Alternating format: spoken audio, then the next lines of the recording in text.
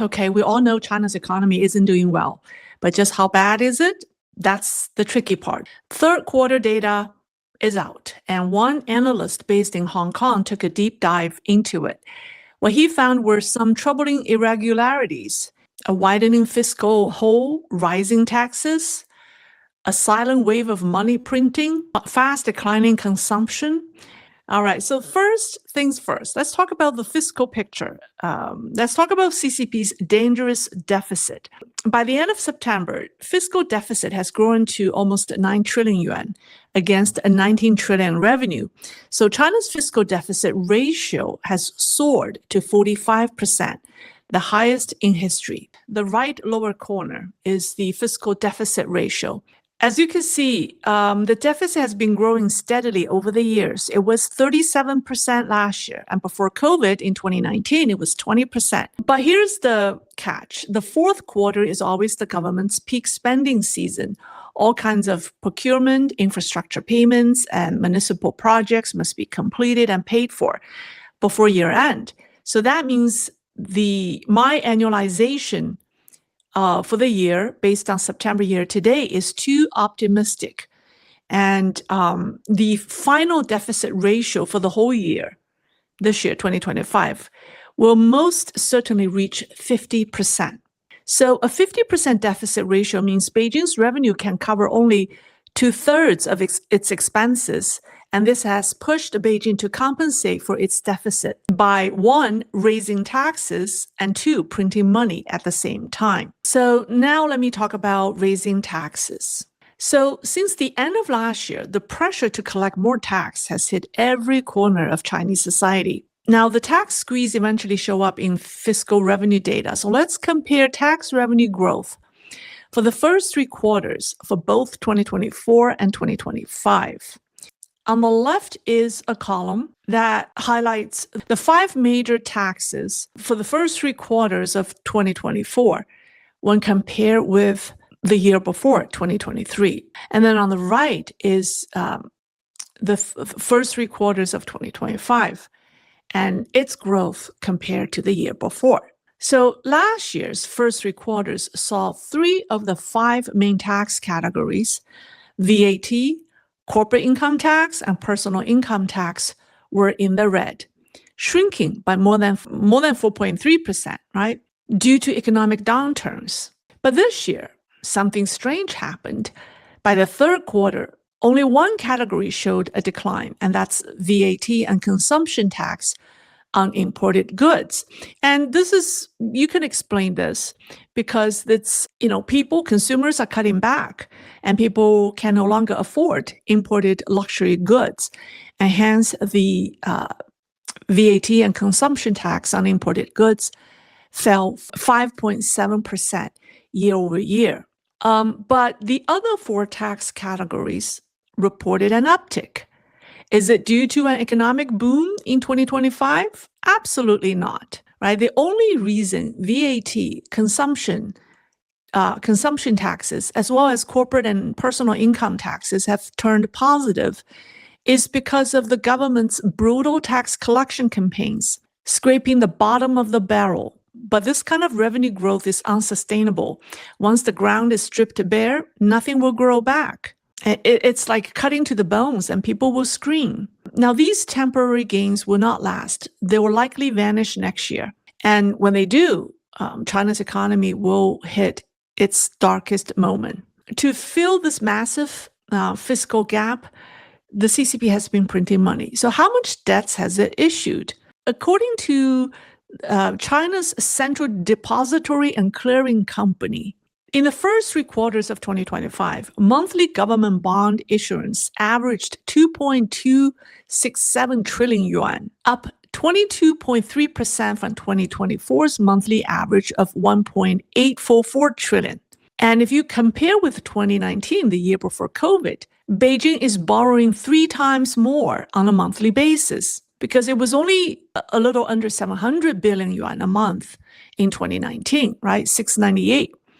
Now it's 2.3 trillion a month. But China's financial system simply cannot absorb that much debt. The open market liquidity is far too thin to handle over 2 trillion yuan in new bonds every month. So the People's Bank of China, the central bank, stepped in, effectively printing money to buy the bonds. The analyst explained how it works. The finance ministry first sells government bonds to major state-owned banks, and almost immediately, those banks sell the same bonds to the central bank under a deal called an outright reverse repurchase agreement, or outright reverse repo. The central bank pays cash while the banks promise to buy back the bonds in 3 to 6 months. Because these bonds have a repurchase date, they don't appear on the central bank's balance sheet. They exist in a kind of off-book black hole. And since those bonds are never actually repurchased, when the deadline arrives, the central bank simply creates an even larger round of reverse repos or repurchase agreements to roll them over. So in other words, through this left-hand to right-hand process between the finance ministry, the state-owned banks, and the central bank, China has managed to issue massive amounts of new debt and park it all inside the People's Bank of China, financed by money printed out of thin air. Although the central bank doesn't record these outright reverse repos on its balance sheet, at least it publishes an announcement every time it issues them, including the amount and the term. So from those public notices, it's easy to estimate how much government debt the central bank has actually bought. This new game started in November last year. People's Bank of China conducted its first outright reverse repo, purchasing 500 billion yuan of government bonds. By January this year, that figure had already surged to 2.7 trillion yuan, the total at the bottom, the yellow highlighted line. By mid-October, the balance of government bonds held through such operations had reached 6.3 trillion yuan, and that's just in 12 months. Now, keep in mind this refers to the outstanding balance, the total amount of bonds the central bank now effectively holds under this so-called new method. And the speed of that increase is a textbook case of debt snowballing, expanding violently without a single moment of pause. Now, let's take a look at exports because it's the last standing pillar of China's economy. All right, so let's talk about exports. That's the one area that's still propping up the economy. Official China customs data claim that in the first 3 quarters, total exports grew 6.2%. And immediately, Chinese nationalists celebrate this as proof that the trade war has no impact on China's exports. Now, these data are not accurate, but still they can show us something valuable. China saw increase in exports to almost all major trading partners. Export to Asian countries rose 14.8%, Africa 28%, EU grew 8%, Hong Kong 12.4%, Latin America 7%, India 12.9%, Japan 4.5%. Now, meanwhile, South Korea, Russia, and the United States saw decreases. Particularly exports to the United States, it fell almost 17%. Now, exports to the United States are important to China's economy because not only they are the lion's share, but they're also the most profitable due to the high margin. So it is said that roughly 40% of China's exports go directly or indirectly to the United States, and they generate about 70% of the sector's total profits. So Asian countries and Latin America are all export reroute hubs for U.S. bond goods. They're not true end markets for China. So this kind of re-export trade isn't sustainable because the United States is tightening its rule of origin and look-through inspections. And it's punishing both American importers and third-party countries that enable these kind of loopholes. So as a result, Asian and Latin governments are now actively banning transshipments. And by the fourth quarter, these restrictions will bite and China's export growth will likely turn negative. So there's another interesting trend. I don't know if you noticed that. China's export to Russia has declined in the first 3 quarters by 11.4%. But exports to Africa jumped 28% and to EU 8.4%. So that doesn't mean Africa suddenly got the money to import more goodies from China. It means Chinese exporters are using Africa and some European states, possibly Turkey. I mean, Turkey is not part of EU, but Hungary is, possibly as middlemen to continue supplying Russia with critical supplies and equipment. In short, these numbers show that China is still supporting Russia's war effort as both countries' economies teeter on collapse. But things will change. I think this trend will not last as trade penalties on China are now being discussed across the U.S. and Europe. All right, now let's talk about consumption. This is very interesting. So the CCP has been trying to boost domestic spending, but the way its program doesn't work. Okay, so several policies have been rolled out. This year, it launched a 300 billion yuan subsidy program aimed at home appliances, electronics, automobiles, and home renovations. At the same time, it offered interest subsidies on consumer loans. That's up to 1,000 yuan for every 100,000 borrowed. That's essentially a 1% incentive on borrowed money. Think about it this way. If you plan to buy a chicken for dinner, the Chinese government gives you a small dish of soy sauce. Or from Beijing's point of view, they hand you the soy sauce, hoping you will go out and buy the chicken. But who is really going to buy a whole chicken just because of a free condiment? It's hardly an incentive. But the problem is people don't just keep buying electronics, cars, or home appliances over and over. Once you've got a fridge and an air conditioner, that's it. So the effect will not last. All right, so the retail and then the electronics at least get subsidies, but food and restaurants do not.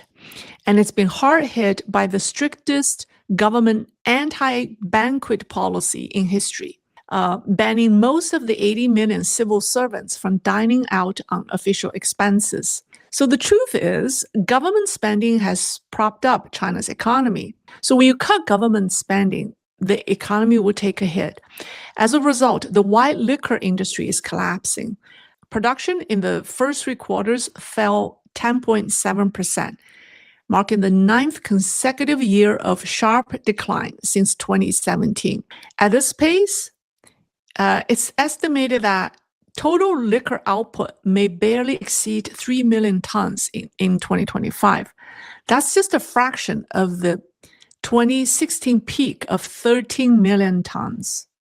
So if this continues, the white liquor industry could vanish altogether, much like China's once thriving wine sector. And then meanwhile, restaurant closures have reached shocking levels. Last year, about 3 million restaurants shut down. And in the first half of this year alone, another 1.6 million businesses or restaurant businesses filed for deregistration. And the full year's figure, again, is estimated to go over 3 million. Now, that's just the official number.